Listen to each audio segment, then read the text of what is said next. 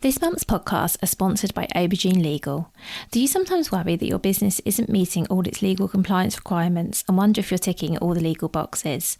Are you losing sleep worrying about a piece of legislation that you may or may not be complying with? Perhaps you need some help with your client contracts or your data protection compliance. Or maybe you're worried that your website doesn't have the right documents or legal notices in the right place. Perhaps you have a brand that you want to protect with a trademark. How about if you could outsource it all and eliminate all of your worries? If so, then get in touch with Aubergine Legal, a friendly commercial legal consultancy offering practical and clear commercial legal advice without the overwhelming legal jargon, taking the worry away and helping you to protect your business and minimise your risks. Aubergine offers a free 30-minute consultation if you have any questions or want to find out if they can help, and you can access this link and book your free 30-minute call via the link in the show notes. Welcome to the Bring Your Product Idea to Life podcast. This is the podcast for you if you're getting started selling products or if you'd like to create your own product to sell. I'm Vicky Weinberg, a product creation coach and Amazon expert. Every week, I share friendly, practical advice as well as inspirational stories from small businesses. Let's get started. Hi, today on the podcast, I'm talking to Melissa Reynolds-Lawrence. Melissa is a multi-passionate creative and she splits her time between a copywriting day job, running her homeware brand and her most recent venture, an upcycling furniture studio where Melissa gives homeware a new lease of life and also hosts creative workshops. So as you can see, Melissa does a lot of things and she spoke about all of them with me today. So I'm so excited to share with you all the different businesses that she runs, how she manages doing so many things or not, as the case might be. I absolutely love how candid and open Melissa was about how she makes things work and how sometimes things don't work. She also gave some really good copywriting tips for products businesses. As I mentioned, Melissa's day job is as a copywriter, and she had some great advice about how to write really compelling product pages for your products, particularly when you're selling online. So definitely tune in for this whole conversation with Melissa. I think you're really going to enjoy it. So hi Melissa, thank you so much for being here. Thank you for having me. Oh, you're welcome. Can we start with you please give an introduction to yourself, your businesses, plural, and what you sell and what you do? Okay, so I am Melissa. I have been a copywriter for 13 years now. So I started quite early while I was still at university because my teaching plans had sort of gone out of the window once I actually got into a classroom and realised I wasn't really that keen. But I loved the subject. I loved English that I was studying. And I also had a bit of a business bug. So I really felt that once I discovered copywriting and the world of marketing, that really was going to be a good fit for me. So from then, that's pretty much all the work I pursued. But I also had a little bit of an artsy, creative side to me that I feel like at the time when I was like early 20s, I didn't necessarily have the confidence to pursue. But then sort of mid-20s, I thought, okay, well, I've worked in branding and marketing for long enough. I've seen the inside of this now. I actually feel like I could give it a go. So I launched Honeybee Home, which is my homeware brand, in 2017. And then I started to upcycle furniture a few years after that. So I think I've been doing that since about 2020. Oh, brilliant. Thank you. Thank you for introducing all of that. So you have quite a lot going on, Melissa, and I know you started businesses at various times. And I know this is a big question, but how do you manage doing all of these things? You know, sometimes I don't. And that's one thing I've had to learn is that I'm only one person whose brain has many tabs open at once. So for me, the way I've tried to get on top of that and manage that is by sometimes hiring help, not all of the time. So thank goodness for freelancers because they keep the world turning, I feel. So occasionally when we're very, very busy, I will have someone who will do the graphic design for me, for the socials, and for things like our lookbooks and the little packs that go out to the press and that sort of thing, I'll have assistance with that. And I did have a part-time social media manager at one point in time. I haven't replaced her just yet because I'd started to move in a different direction with the brand. I thought I can't bring someone else into this chaos until I figured out what I'm doing. So yeah, it really is just knowing that you can do it all, just not all at once. And I think that's a very tough lesson I've had to learn, actually, especially finding out that I probably have undiagnosed ADHD, which made a lot of sense once I figured out what it was in sense of like how my brain works and how I have all the ideas I want to do all of the things at once. So yeah, I get help when I can, and just try to stay on top of everything. Batching content I found is the most useful. I don't always do it, but when I do, I thank myself for being organised. Oh, well, thank you for being so honest about that, because it's really easy to look at someone who's doing a lot and go, how are they doing it all? So thank you for being so honest about the fact that one is that you're not always doing it all. Because I think for anyone who's got more than one thing on the go, whether that's like more than one business or whether that's a business and another job or family or whatever the things are, often you do feel like you're dropping a couple of balls, but not everyone is open to sort of saying that. So I think that's really useful and reassuring for people to hear that it is possible to do all of the things, and it actually doesn't matter whether you're doing all of the things all of the time or whether you're getting help or however you're doing it, because it sounds like you're passionate about all three of your businesses. So I guess the main thing is that you're getting to do them all.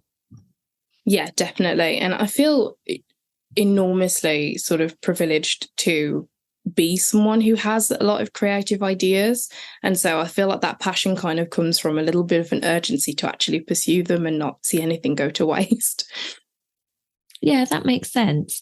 Let's talk about all of your businesses in turn, if that's okay. So you mentioned that you started out as a copywriter, and I hope you don't mind, but since I have you on the podcast, I would love to know if you have any tips for specifically for product businesses. So when you're writing about your products or product pages, yeah, and I know that's a big question, so we can break that down. But yeah, what would your advice be, Melissa? No, absolutely. A lot of my experience actually came from e-commerce. So I used to work for a company who would do the copywriting and the photography and imagery for some very large household names. So once I'd seen the inside of the way that business ran, it helped me not only in turning out copy very quickly, but also having a system for doing so. So I'm happy to share that because I really feel like it helps if you have a product business. First of all, the product page needs to have as much information as possible. You can never give someone too much information, because you would be shocked at the amount of like large brands who miss off things like measurements, who won't photograph something from more than one angle. So just as much info as you can give someone. Your product page actually is very powerful. I think sometimes we get very caught up on like beautiful imagery or having a fabulous homepage, but actually those product pages will work really hard for you if you load in as much information as you can. And for something like search engine optimization, which is where customers will find you on Google, the more informative a landing page is and a product page, the better chance you have of ranking and of people finding what they were looking for. So, a conversational tone is brilliant. With e-commerce, we don't have that face-to-face advantage that you would have with chatting with the shopkeeper. So that is your chance to have your sort of chat with your customer. That may be their first encounter with your brand. But I actually have a system. So I sort of rate product description by sort of bronze, silver, gold. And so bronze will be the bare basics. So, this is a chair, it's red, it has 4 legs, it has a back, it has no arms. And that may be enough. Someone who's very functional may just come to your site and go, yep, that's exactly what I need, and disappear. And they'll buy it, and that's your transaction done. Silver will be a little bit more descriptive. So, you may mention, functions best in the office, will look great in the corner of your lounge, that sort of thing. But then a gold or even a platinum description will really sell the lifestyles. It's like, this is the chair of your dreams. This is where you're going to sit and think. This is where you'll wind down after a long day at work, So you consider their lifestyle, you consider the kind of person who will be shopping with you. I think that is my next tip, is to really know your customer, or to really know who you would like your dream customer to be. Really get into their life. Where do they work? How do they spend their income? What kind of income do they have? What are their priorities? What are your products going to bring into their life? And then when you're talking and when you're communicating, have that person, that avatar, that customer profile in mind, and sort of always just talk as though it's just you and them, just you and your ideal customer, and not everybody else. That's so helpful. Thank you. And I particularly liked what you said about having all the information needed on the product page, because my pet peeve, I guess, as a customer, is when I go to look at something and I'm like, I don't know if this is what I want, because either the dimensions aren't on there, or the fabric, or whatever it is, or it doesn't say, or sort of plug it. All of these small things, I feel like a product page really has to answer all of the reasonable questions that a person might ask you. Yeah, I agree. And it's also sort of removing obstacles for customers. What problems might they have?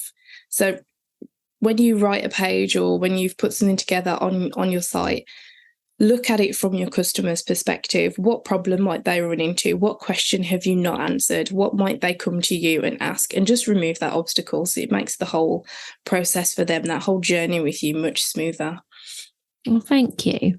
And do you have any specific advice? And I realise I'm dropping this question on you, but as you said, so this is also e-commerce, and lots of people only sell their products online now, and some products are really hard to sell online. I'm thinking, for example, anything with a scent, like a candle, where you are, let's be honest, at a bit of disadvantage that someone can't pick it up and smell it. Or so in my example, I used to sell baby products, and I sold baby towels, and they were really soft and thick, but it was really hard to convey that in a written description. Do you have any advice for someone who's selling a product where it's harder to describe it functionally, if that makes sense? Yeah, that does make sense. And that's a problem that I have myself, selling candles and fragrance and diffusers. So I really think, again, it's talking about it in the context of their lifestyle. So, people will maybe have one kind of scent in their kitchen, and, that'll be great for when they're cooking and what have you. And then they'll have one in their bedroom that's maybe like a more woody scent that helps them wind down, or, lavender for relaxation. So for me, it's describing it in context. So with things like, say, for example, you had lavender for, those pillow sprays that people love, so talking about it in the context that it would be used, instead of, well, this is nice. They're going to look at your product and go, okay, but why? So there's always the but why to ask yourself, and also comparing it to things that they may be familiar with. So if I had a candle that maybe was an unusual scent combination, if I could compare it to another scent. So if I said, well, if you love vanilla, you're going to love oud. If you love, a fresh scent, then you're going to love this citrus scent. Then that may help them to place it in like a context that they are familiar with. And I think that makes it a little bit easier. Thank you. I think that's really helpful. And I like what you said about how it fits into people's lives as well, because I think that really helps if someone can see, okay, this is how I might use this.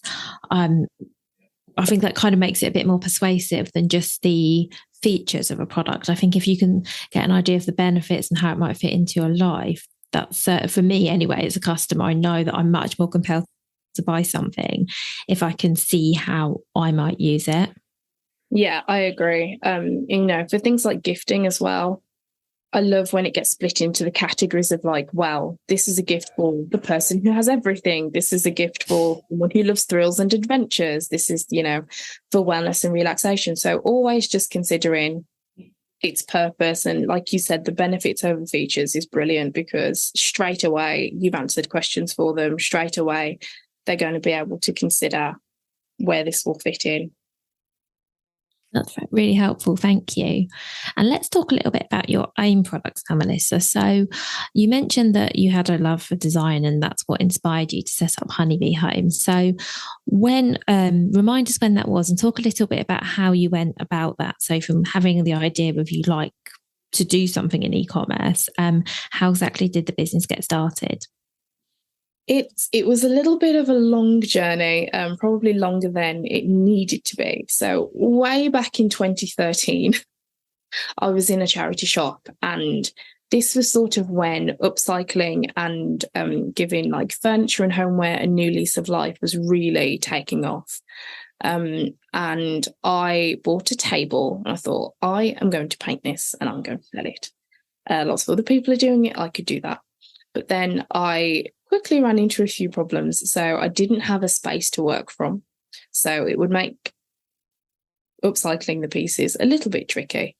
I thought, well, I'm not going to necessarily set up a shop. I don't feel like I have the sort of know-how to do that right now. There has to be something ready to go alongside it. So that was where the idea for Honeybee Home came from, because the ready to go sort of bought in curated products were going to sit alongside my upcycled furniture. And I thought, well, that's nice and easy, because if someone came across my site and all they wanted was a candle holder and not an upcycled side table, then they can have the candle holder and go. So the idea of it being a boutique really took off in my head, and I was like, yeah, this is great. I'll have a nice curated selection of products for people, and it'll be the nice finishing touches for their home and for their living space. And I focused on two areas of the house to begin with. So living spaces that were sort of communal, and the bedroom, because you will find a lot of crossover in terms of things like soft furnishings, candle holders, that sort of thing, throws. And so I was like, well, that's nice and easy. I'll focus on those two spaces. So honing in on the idea, it started to sort of bring itself to life a little bit. And the upcycled furniture idea, I kind of pushed to the side. I think it was Autumn Fair, the big trade show that happens at the NEC, on I think it's an interior blogger who I was following, and she'd visited, and I thought, oh, that looks really good. That looks like it could help to feed my idea that I have now been clinging on to at this point for, I think, 2 or 3 years. So I went along to the show. I found all these amazing suppliers and designers, and I just thought, I need to go for this. So I pulled together some funding. I sort of bought the first range, had it photographed by a photographer that I know who did really lovely e-commerce photography, and then sort of ran with the idea from there. Did a small launch campaign and just helped kind of ask people to help me spread the word. And that was it. I thought, I've seen how brands run on a large scale. I could definitely make it work as a small independent.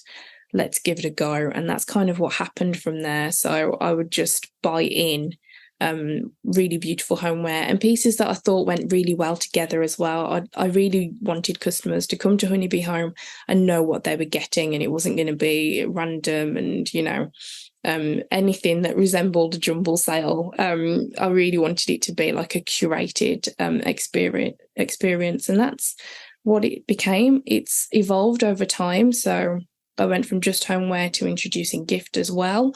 That really helped because it meant I could diversify the product offering a little bit.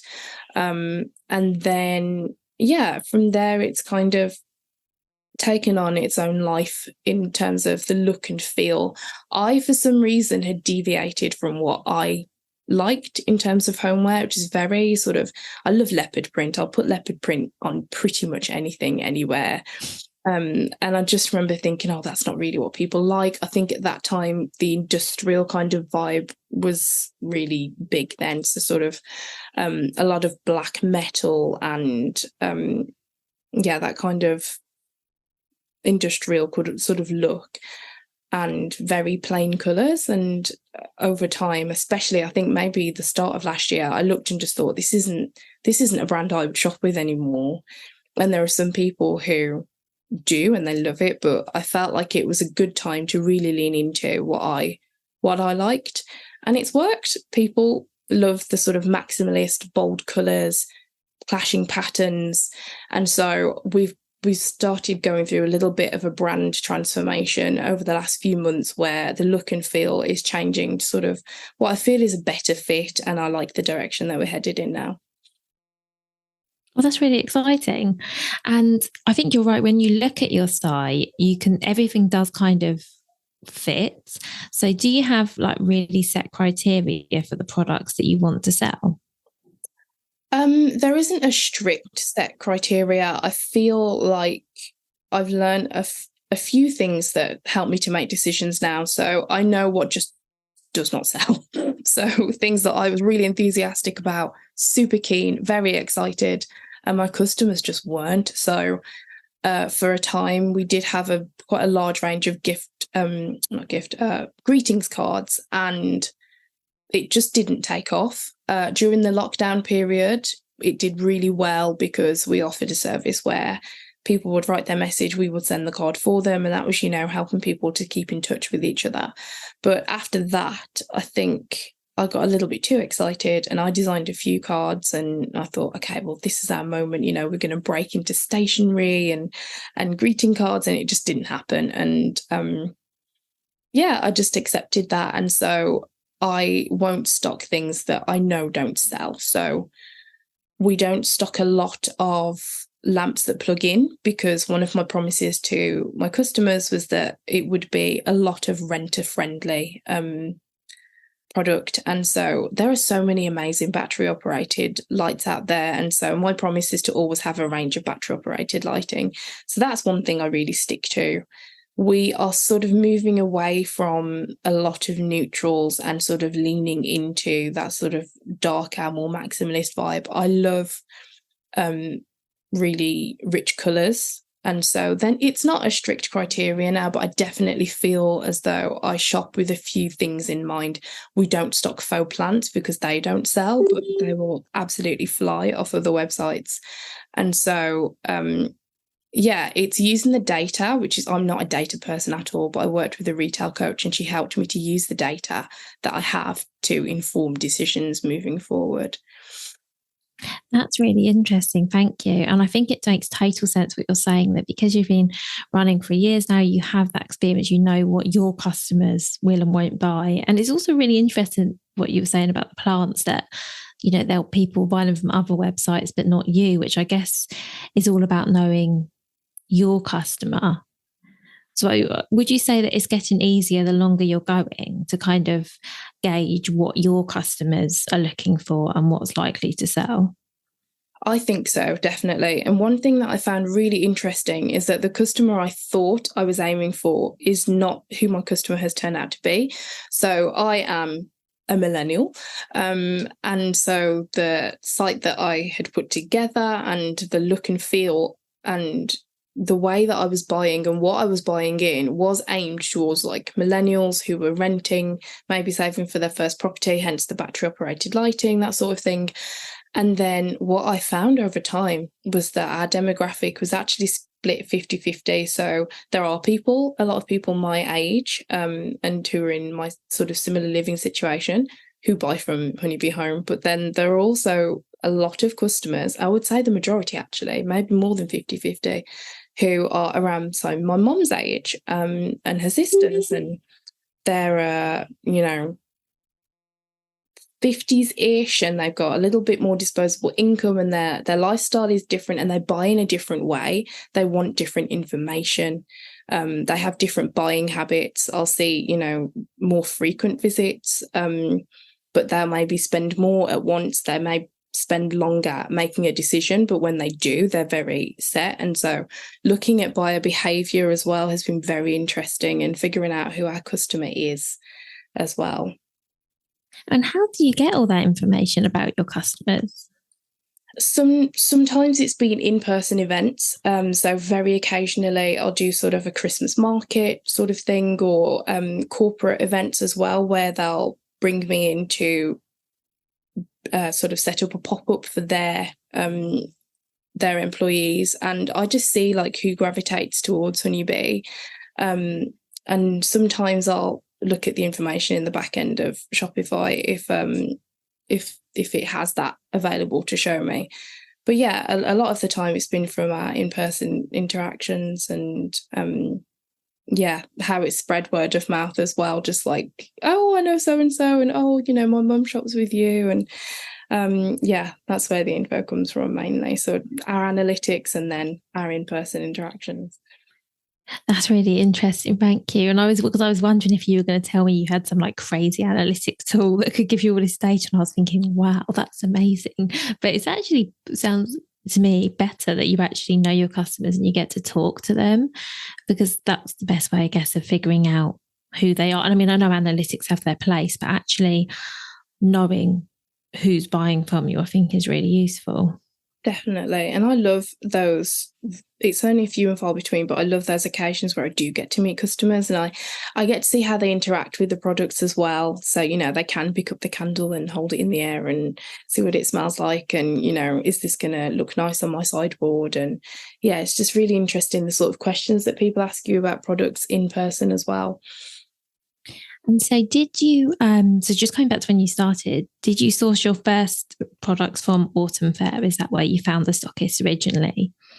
Yes, that's right. And so it was brilliant for me because I actually got to see, sometimes the person who designed the product that I was looking at, which is great.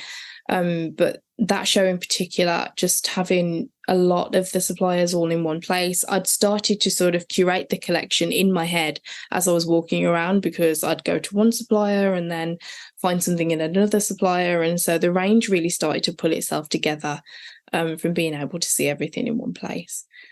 So you mentioned that originally, Melissa, you were sourcing most of your products in person. Are you still doing that now? Yes, so I get to as many trade shows as I can because I really do love those in-person events, just in the sense that I can see what something looks like maybe from their catalogue in front of me. Also, a lot of those shows, they will showcase their newest collections at the show. And so you may have exclusive access to what it looks like. Very occasionally, there will be a show discount as well, which I make use of sometimes. And as much as I like to look online, I do find that going to the shows and, there'll be a talk as well sometimes. And so from an educational perspective, I'm always learning as like a brand owner and as a buyer. And, a lot of these suppliers will have like a really beautiful showroom that you can visit. And so I make use of showroom appointments as well, where you get that one-to-one interaction with their sales team. You can ask all of the questions and, spend time I love just mooching. I love walking around and just having a look at things. So I'll sort of have set dates in my calendar that I'll make with suppliers, and I'll go and I'll have a look at the things in person, because it may change your mind about a product you weren't that sure about. You may spot something there that you didn't see online. So I really like to do a mix of both. If I'm sort of just topping up a range and I know what I'm getting, then I can make an order quite easily. But if I'm really like having a good think about what will be coming up in the next few months, I do like to go in person when I can. That makes a lot of sense. I was actually at a trade show in London last week, and I also like going to trade shows because you get to meet people, you get to speak to them. Like you said, seeing the product face to face, there's nothing, you can't compare that to the experience online. And it's also really interesting to see what sort of trends are coming through and things like that, because you start to spot that, I don't know, whether it's bright colours or it's gifting or whatever it is, you can sort of see what's popular at the time. Yeah, that's it for sure. Like, I saw so many toadstools at the last show that I went to because they're just so trendy right now and people are so into them. And sometimes you just would never know unless once you're walking around and you spot so many of one thing. And over the years, I started to get to know suppliers, and I feel like having a good relationship with them is so important. There'll be when I've run out of a product and I'm very stuck and I don't know when it's coming back in, just being able to pick up the phone and have the name of the person and to know who you want to speak with, just those, having good relationships like that makes running the business so much smoother. You may need to pull in a favour here and there,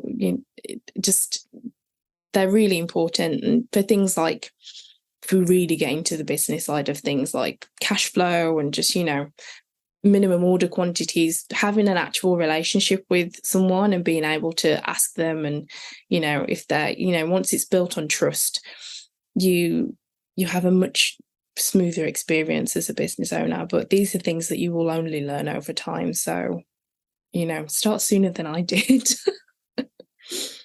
That makes a lot of sense. And while I definitely think there's a place for sourcing products online, I think if you are in a position where you can do it face to face, it really helps. Like you say, it's like it just builds in relationships. And particularly when you run your own business and if you work on your own, it's just nice to have relationships with real people rather than doing everything virtually. And those shows are such a nice experience and a good chance to catch up with other people in the industry as well. So the retail coach that I worked with, I've then seen at other trade shows, and we've just, had a wander around and grabbed a coffee. And running a small business can be quite lonely, day to day, when it's just you and your social media schedule and, the orders coming in. It can feel a little bit lonely sometimes. And so much effort goes into those shows. It's nice to sort of go along and be able to catch up with some familiar faces and trade stories and, see who's new on the scene. And, there's just a nice sort of energy to it. And I enjoyed those days out of the studio. Yeah, it's always nice to just get out and go somewhere different, for sure. So let's talk a little bit now about your upcycling business. So I know that is up and you mentioned that obviously that was the plan right in 2013, I think you said, and obviously Honeybee Home came first. So, but now you are, I was about to say up and upcycling, but that sounds silly, but you know what I mean? That business is up and running. Is that right? It is. That is right. So it was, I think, 2020 when I sold my first piece online. So this was a customer who would come to me via Etsy and not just a family member or a friend. This was my first, what I thought was a legit sale. I was like, right, this is so exciting. So I heard that ka-ching notification that you get, and I looked and I was like, Tennessee. Oh, that's a lot of postage. And so another thing I've had to learn is just overcoming logistics problems. But I sold my first table on Etsy just over 3 years ago, and she left me a 5-star review, and the whole experience was really lovely. But I had wanted to do the furniture upcycling for a very long time, like I said, and I sort of do regret procrastinating as much as I did, because I feel like, well, could I be streaks ahead now? But so many other things have filled that time and that space in between. I really feel like I've sort of come full circle, and actually this version of me is much more knowledgeable and probably have managed to not make some of the mistakes that I would have made if I'd started when I wanted to. So yeah, I have my own website, and then I sell on various other platforms, because you just don't know where people are going to find you with the furniture upcycling, because it is, I find, a much more personal experience where someone commissions you, say they're handing over, an heirloom, a cabinet that's been in their family for decades and meant a lot to them, for them to hand that over to you and for you to be able to assist them in bringing out, a new style or putting a new design on it it's a very personal experience. And so I started to do more of that work, and then I found a lovely unit to work from, which just so happens to be over the road from my existing unit. And so I took that as a sign to really go for it.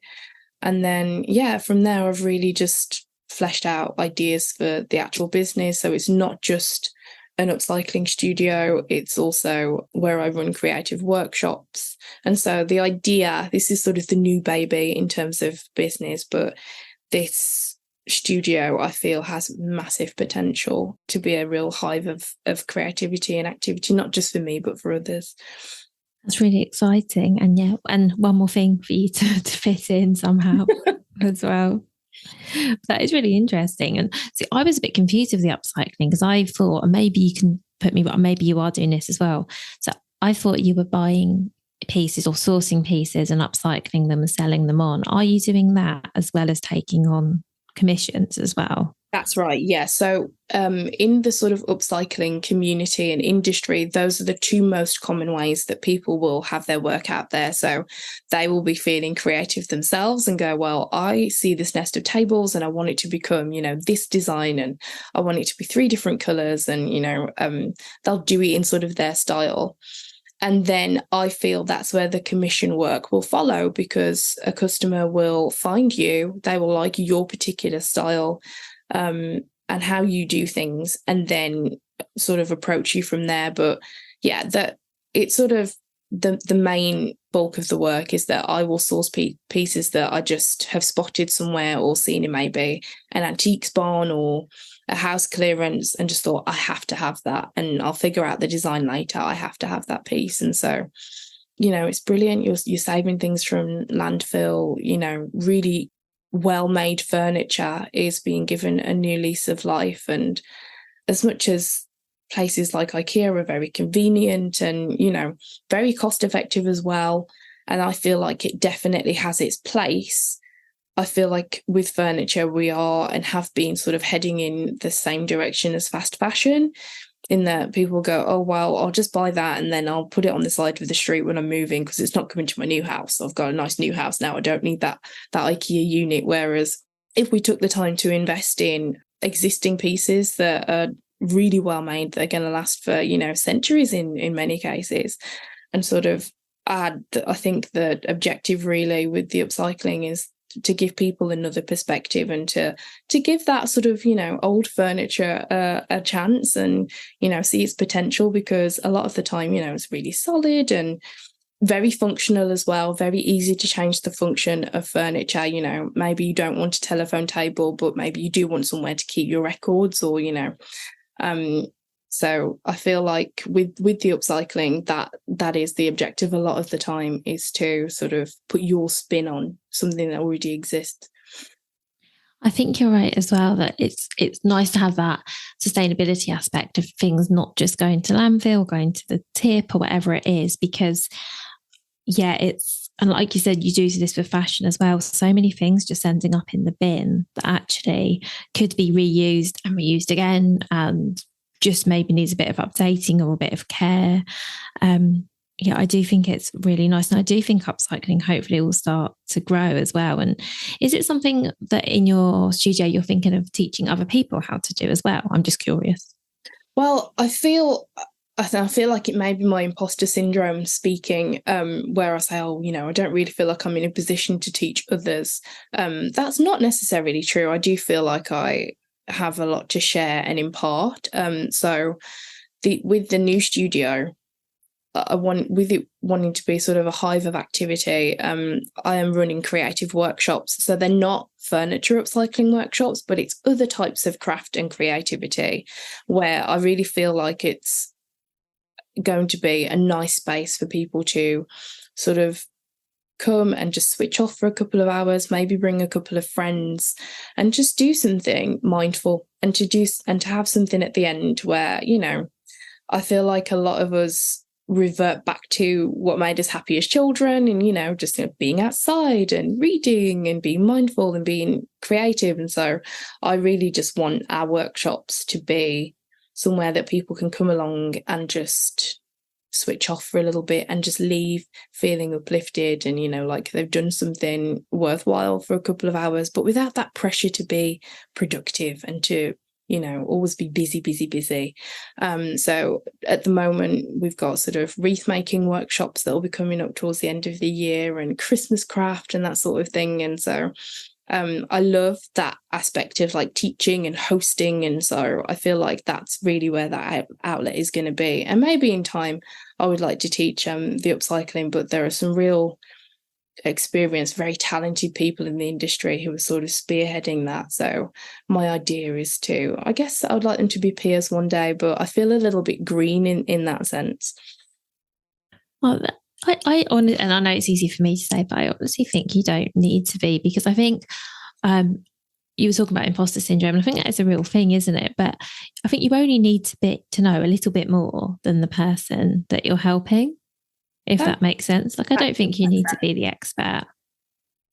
Yeah, and to be honest, I probably know more than I realise. When you do start teaching somebody something or explaining something, you think, oh, I actually know a fair amount. But I think, yeah, my focus at the moment with the upcycling is making my name and working on my style as well, which tends to be leopard print, gold leaf and bold colours. And so I'm really leaning into that. And so my objective and my hope is that people just sort of look at my work and know that it's me immediately. And I really feel like from there, my reputation hopefully will go before me. I think it will. And I think it sounds really fun as well. It feels like such a nice thing. Because as you said, like it's really hard as adults to have a creative hobby that you enjoy and do it for fun. So I think what you're doing in your studio is really good, because I think as soon as an adult you start doing something, you immediately start feeling like, oh, is this a good use of time, or is this productive? Or I've definitely multiple businesses I've had before where I've done something which I thought was a hobby, and someone said to me, oh, are you going to sell that? And I'm like, well, no, I'm not going to sell that. I'm doing it just for relaxation or for fun or whatever it is. Yeah, and I feel like that is what we need more of. As horrific as the pandemic has been, and as hard as lockdown was for many people, I do feel like some benefited from that slowing down. And I feel like we could all just try to slow down a little bit in our day-to-day lives, and just sort of not wait until we're stressed to do that. For work, because my copywriting job means I speak to all sorts of people about all sorts of things. I spoke with a dermatologist and we were discussing sort of the link between eczema and stress. And he said, well, honestly, my best advice is to get ahead of stress before it, becomes a problem. And so even, the medical professionals are recommending that we try to slow down and find something that makes us feel relaxed and switch off. And not have that pressure to be productive. And, there's always, if you're a parent, there's always someone tugging on your arm that needs something from you. And business, there'll always be a customer that needs something. There'll always be orders to go out. There'll always be something to do. But I feel like if we can just proactively try to relax, then we can do our work from a much more rested place, which is much nicer. Totally agree. I know it's easier said than done for lots of us, but yeah. That's really good advice. Speaking of which, I'm going to move on to my final question, Melissa, which I ask everybody, which is, what would your number one piece of advice be for other product creators and creatives? I would say that done is better than perfect. Oh, that's interesting, because that's my mantra as well. And I think, and I don't know if it's the same with you, but I think it's just advice that I've had to give to myself to keep me going, to get me going a lot of the time, where I will procrastinate and sort of fall into this perfection cycle. Nothing will ever be 100%. And I think if we wait for it to be, we can talk ourselves out of things. And so I am definitely an advocate for just making a start, however it looks at the time. If I look at my first version of my website, to now, it's a completely different brand, but I never would have got to a place where I'm happy with it now. And even though it's still in development and, we're still trying new things, I never would have got to that place if I hadn't just started. And it's very easy to say that to someone, but then in practice, it's much different. And so I would say to have people around you who are going to be honest. I have like cheerleaders in my life who will, everything I do to them is brilliant, and so I'll go to them and I need a real confidence boost. But then if I need someone to sound ideas off, there are people who have a lot of sense and now, help me to hone those ideas in a really like constructive way. But just making that start, and you gain momentum again. And being someone who more than likely has ADHD, having to sort of attach dopamine to mundane tasks is something that I've learned. And so, however you have to make that start, just make those first few steps. And the sort of the rush that you get from stepping out there is, it's unmatched. And I think that's what keeps you going. That's really good advice. Thank you so much. You won't be surprised here. I couldn't agree more, because I always think that starting something is always the hard, well, for me anyway, it's not seeing something through, it's starting. And I think as soon as you take that first step, whatever it is, however small, and don't overthink it and just do something, I think that then gives you the momentum to just keep moving forwards. Yeah, certainly I've learned over, and it's something I've had to learn, is not to overthink things, and sometimes just to do something and not stress too much about whether it's the right thing or the perfect thing or the best thing, but just do a thing and take it from there. Definitely. I mean, one small thing every day, every week that moves the dial is enough. That's really great advice. Thank you so much, Melissa. Thank you for everything you shared and for all of your time. Yeah, it's been great talking to you. And of course, I'll have links to all of your businesses in the show notes for the episode. Thank you so much for having me. It's been a pleasure. Thank you so much for listening right to the end of this episode. Do remember that you can get the full back catalogue and lots of free resources on my website, vickyweinberg.com. Please do remember to rate and review this episode if you've enjoyed it, and also share it with a friend who you think might find it useful. Thank you again, and see you next week.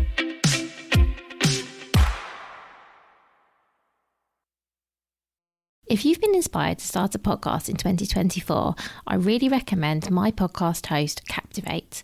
Captivate were my top pick when I started podcasting 4 years ago because of how easy it was for a complete novice like me to get started.